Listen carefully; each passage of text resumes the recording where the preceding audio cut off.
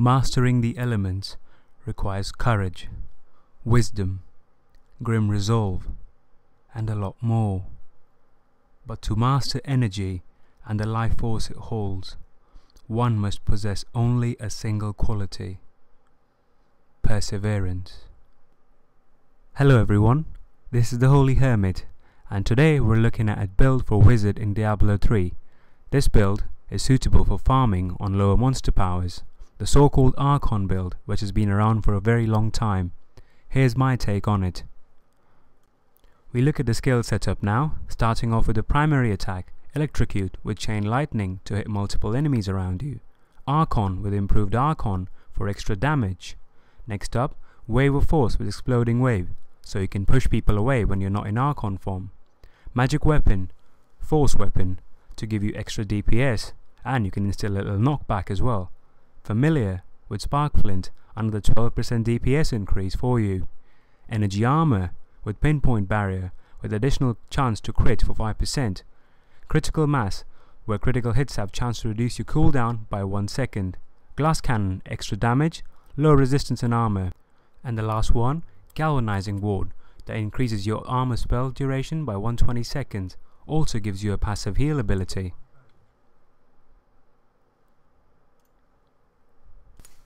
Before we move further, one thing definitely must be made clear: this build is used for XP farming.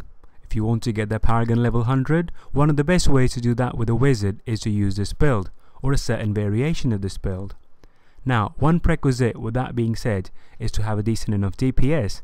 This build works only well if you have a high enough DPS. Any number over 90k or even 100k is a good starting point for you. The principal idea being, if your DPS is too low, you'll take too long to kill a monster, and the cooldown of your Archon wouldn't be resetting every time you're killing someone, so you end up being jumped out of the Archon form, and that can of course be a little problem for you, because the more you slow down, the less XP you're going to get. As simple as that really. So with that in mind, we look at our skill setup. Well, remember, in any other class when you play, any character even, the idea would be to have all skills that can benefit each other. Most of them will be active at most time, and the idea would be from leading from one skill to the other in a nice quick succession. This is where this build is very different from almost all of the builds. The idea for this build is to have all skills helping just one skill alone. As in, there's only one skill active at one point, and all the other skills are there to support it. So the very first skill we look at is our primary attack. I use Electrocute. Well, I wanted to hit more targets, and the reason why I use that is, well, when I'm not in Archon form, I want to hit quite a few people, as many people as I can, and with the DPS of mine, I'll be able to dispatch them a lot more. The more people I'm hitting, the more chance of me there is to critically hit them, and when I do critically hit them, thanks to this critical mass ability, my cooldown will be reduced. So the very first ability is of course Chain Lightning. Now the first attack, on the one that I time with this ability, is Wave of Force. Anyone who gets near me, well, I can use Prismatic Armor or the Diamond Shell of course, but my idea is to push anything away.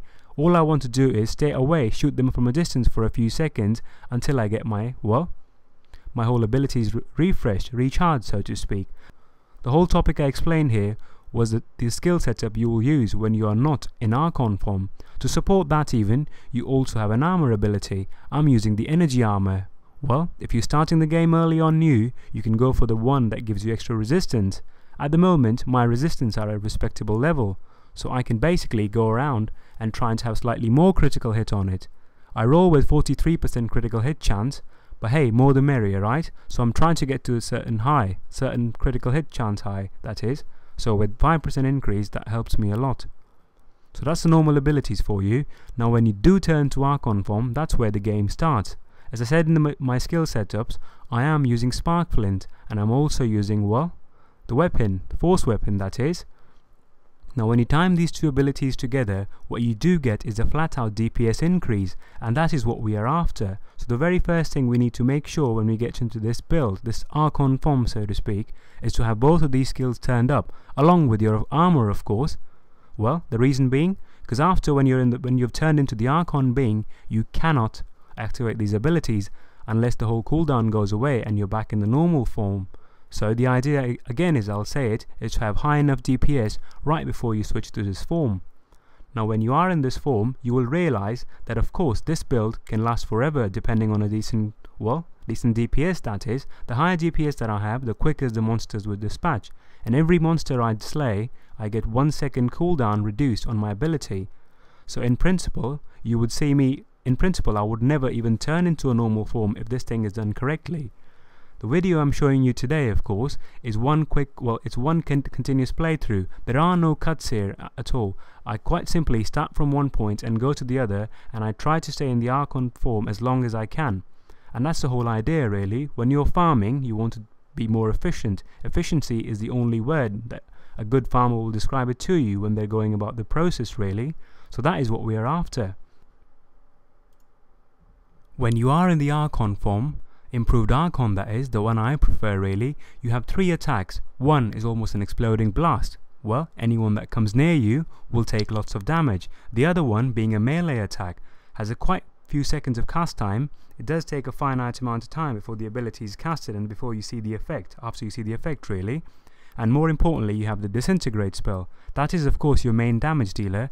Why go and hit them in person when you can shoot them from far, right? That's the principle of a wizard really, in this build that is. So these are the 3 skills for you. But when you do encounter an elite, there are certain things that you'd want to do, not from normally the way you would tackle a mob that is. Right here you will just see me shooting all these mobs with, well, disintegrate only. But when elites come, the idea would be they would try to close in.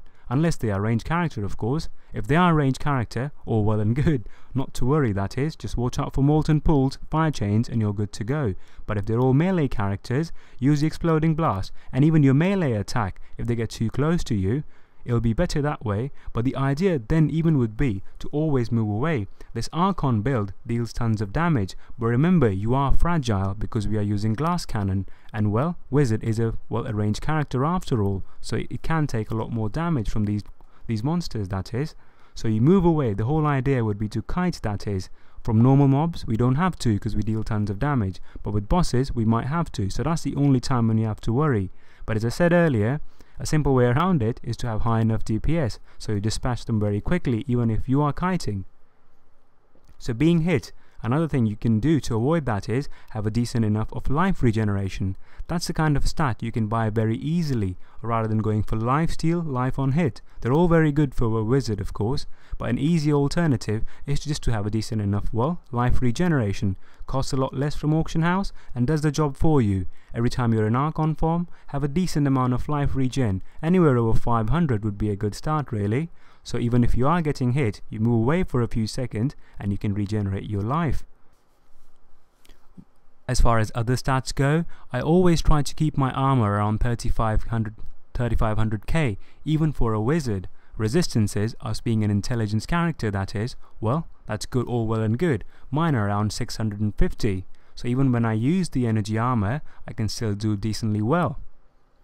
Well, this is the Holy Hermit for you, and this was my Archon build. Just one way to do things really. There are obviously other ways, some might even very well be better, but this is how my humble self understands this whole build, and here I am sharing my idea with you. I hope you like this video of mine. This is my very first take on Wizard, but I have been playing with this character for a very long time.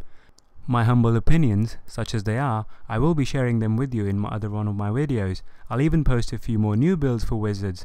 Well, with my twist on it of course. Leave a comment in the comment section. Let me know if I've missed something. I am new to this character after all, but I'm glad I've got friends like you who can point me in the right direction that is. So if I've missed something, please let me know. And if you thought this video made some kind of silly sense to you, subscribe to the channel. I do post these videos every now and then. But more importantly, I hope you all have a very nice day ahead. The weekend's about to finish, and the weekday is going to start, so that means we're all going to go back to work. Oh, our version of work that is. So good luck with that. I'm out now. Thanks very much for listening. Bye.